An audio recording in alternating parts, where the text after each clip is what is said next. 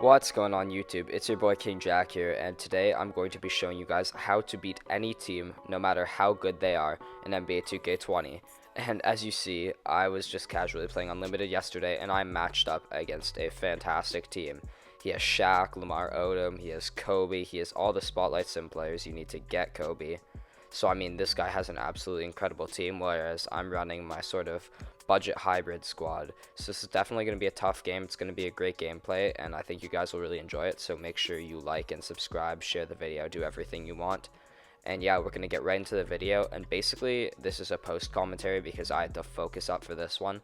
So I'm just going to be explaining to you guys my thought process and how the game went. So starting off the game, I knew this was about to be really important because your starters against their starters is one of the most essential matchups in the game. So starting off quickly, I get a nice inbound steals to go off and I'm running. And this is where my first piece of advice is sort of coming in. You should always try to take the easiest buckets possible. And this is something I definitely preach by because if I'm on the fast break with a wide open dunker who's athletic, who's quick, I'm taking that dunk every time. I'm not stopping to do some stupid thing and try to set up a play or three-point hunt, because when you're playing against a team like this, every bucket matters, every bucket counts. That's how you expand a lead, that's how you force quits. You have to consistently score on them and keep putting pressure on them, and starting off strong is definitely an important part. So that's my first thing I have to say. I started off strong and I played some good defense. I close out, and if you switch, it's not the end of the world. You just have to keep playing defense, hope for the best, try to get in lanes, and just make sure they don't get open shots. And honestly, my next thing is just take the easiest shots possible. As you can see here, almost all of my attempts are coming at the rim because this guy has no clue what he's doing there. He's not playing good interior defense. He's jumping at everything. I'm just throwing up pump fakes and putting up layups and post hooks. And you'll see I keep doing that the entire game. You'll see I drive to the basket quite frequently. I score a lot of points in the paint, and I'll hold Y on my Xbox controller, triangle on PlayStation, and I'll get players cutting into the paint for easy free dunks and N1s, as you'll see here from my Joe Smith. And it's just better to take easier shots instead of dribbling around, dribble, and then taking a half-court three-pointer and hoping you're going to get a green or hoping you'll just randomly get freed up off a screen. I just go with my gut and take shots that I think will go in, that I'm used to taking, that I know I can actually make. Because at the end of the day, why not take easy buckets? That's why the NBA is played like it is right now. People take open catch and shoot threes, and people take open layups, and that's definitely how I got off to an early head start, because this man was taking pull-up shots off the three, and he was being pretty uncomfortable because I was forcing him to shoot with players that he wasn't necessarily used to playing with. So I immediately noticed that he wasn't releasing the ball very well with his Shaq, and that at the beginning of the game he wasn't really good with that Hito release. So what I looked to do was, worst comes to worst, I can help off and I don't need to guard that Shaq, because sure, he can shoot, but not everyone's used to that release, because that release is a bit tough. It's definitely not the easiest thing to green. So why not let him do things where I know he's going to miss more of the time if I know that every possession I get, I can score a 2 or I can get an open 3 for myself. So the key is to find out what your opponent's weaknesses are and exploit them, but not just on offense, on defense. Because if you know a man is unable to green, go into his zone, go in a 2-3 zone, and let him shoot. If you know a man doesn't look to ever score on the inside, help off with your center and play really tight, change your settings. You have to be adaptive, and that's another important tip I have for you guys.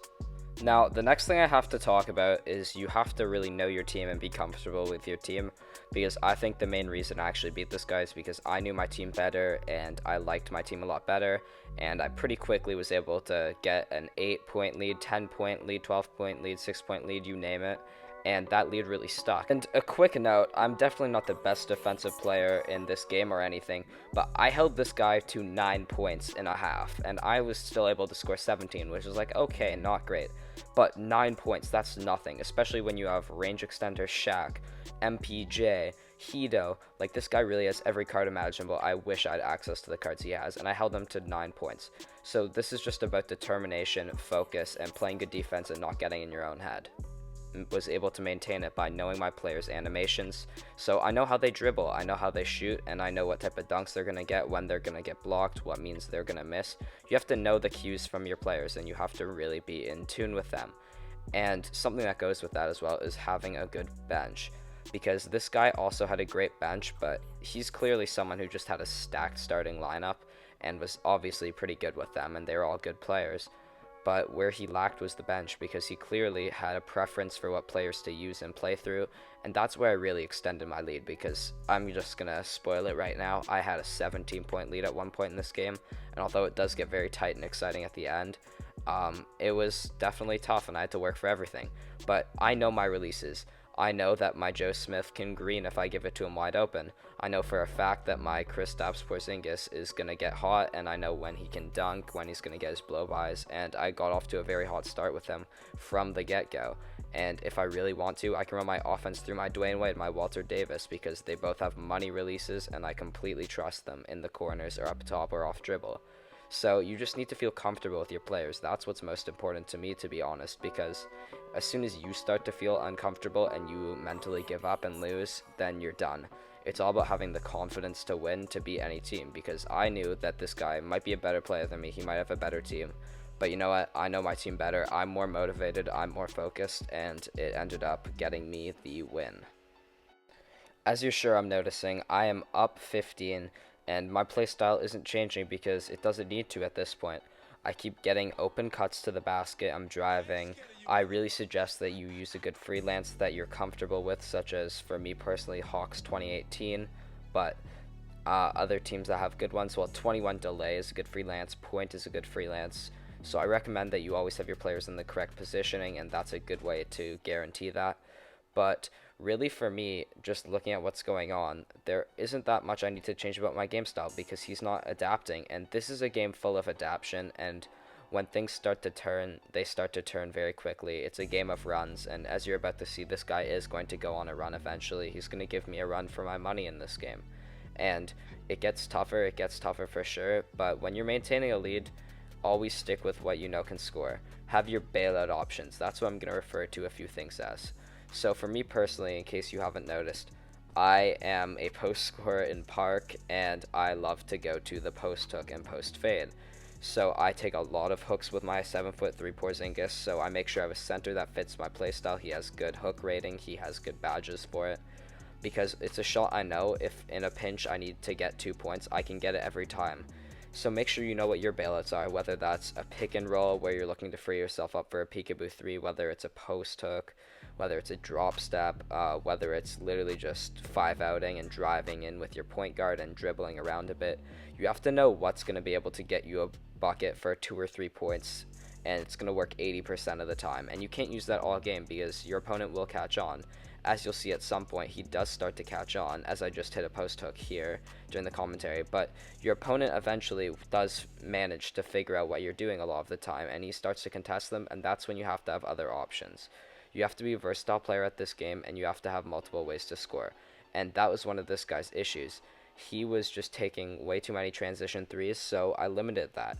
He was trying to run off screens, run into center, run middle off the pick, and then snatch back and just shoot, and I didn't allow that to happen, and I didn't let him shoot that with the players he wanted to, and that's really how I started to get consistent stops, and that's how I played good defense, because I'm not an out of this world player on defense. I'm definitely above average, but I was able to get stops by just analyzing my opponent mid-game. And something else that you guys might not like to hear is, obviously I didn't live commentate this because I have to focus, and I don't think you can focus against a really good MyTeam opponent unless your head is 100% in the game, and unfortunately that means sometimes turning off the Netflix you might have in the background or the YouTube unless you're watching my video. So like, when I played this game, I wasn't doing anything else at the time. My sole focus was on this, and that's how you catch your opponent off guard sometimes. Sometimes they'll be off-balling on the wrong man or making bad rotations, and if you're always focusing, you're going to be able to do what you want. And as you can see there, I hit a buzzer beater post fade, terrible release with Joe Smith, but you just have to know what shots go in no matter how bad they are, how inconsistent you can be. And yeah, so looking at this guy, what I noticed, bad interior defense, and he doesn't time his jumps properly. So what does that mean? That means you go to the hop step a lot. That means that you have to do things such as taking post hooks and post shots, and that's what I did. But let's say this guy was running a 2-3 zone, I would be running my 5-out play, sitting in the middle and waiting to see which of my wings he helped off of, or literally just passing it around until one of them gets open. So you just have to figure out their style and then cater your offense and game to that style. And as you can see, the lead's starting to get a bit tighter here. It was once at 17. I think that was the high I maxed out on. And I never relinquished the lead once this game, but it definitely gets a lot closer from here, as I'm only going to be up now from like that 6 to 12 range most of the time instead of that like 12 to 17 range, which is a lot less comfortable. But another key thing I want to talk about is just confidence in your players, having faith. So you can see there, I hit an early release with my Robert Covington, and that's terrible, sure. And most people would maybe sub out their Roko or stop shooting with him if they started messing up releases or missing. But for me, my important thing is just that I believe in my players and I keep shooting no matter what. Shooters gotta shoot. If they're getting blocked, I'm gonna keep driving. If they're cold, I'm trying my best to get them off of cold, because you can't just randomly give up and start doing things that you're not used to. You have to stick with what works. You have to stick with what you know you're capable of doing, and that's something that's really important to me. So if I see someone open in the corner, I'm throwing it to them, because for me personally, I have faith all 5 of my players in my lineup can shoot. And unless you're running a non-shooting center, that's what I recommend to you guys. Have 5 players where you know their releases, you know they can shoot, and if they're wide open, you're pulling every time. And as long as they're at a reasonable place on the floor, that should be how you treat everyone. And you should just have confidence in your players, man. You have to like who you're playing with. And even if that means maybe taking a player you like less, but in real life you like more, then sure, why not go for it? Do you know how long I used to Kyle Lowry at the start of this year? Way too long for him to be viable, but I trusted Kyle Lowry. I like him as a player. I'm a big Raptors fan. So guess what? That means I'm going to use him. And a lot of this game is just about preference at this point, and I think it's really important to do that. But looking more specifically at what's happening in the game right now, the score is essentially just around a 10-point lead, a bit less, and we're definitely right at the end of the game in the 4th quarter, and that's honestly pretty scary, man. So what's happening here is I am just trying to hold on, and being versatile and having different options on offense and defense is important. So for better or for worse, on defense, what I started to do was throw a 2-3 zone and really pinch from the corners, because I know this guy likes to shoot, and I'm a good zone player, so personally, I know for a fact that I can get around in my zone. So I'm not sure if I started my zone yet, but soon I'm going to start playing him in a zone after it gets close, because when your player that you're playing against on offense gets too comfortable and starts to figure you out and how to score, you have to change it up. If you're running a full court press all game and someone's going to drop 120 on you, like, what's the point of that?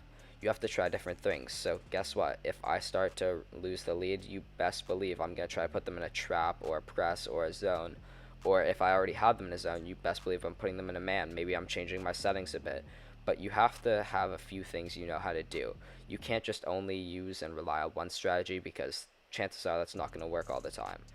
And the way I really held on to my lead is, this is a personal thing, but once I get a lead, I like to slow things down and go to my bailouts like I talked about earlier. So what I did was I really slowed it down. I held it up top. I tried to get big screens. If I didn't get a big screen, no problem. I just reset.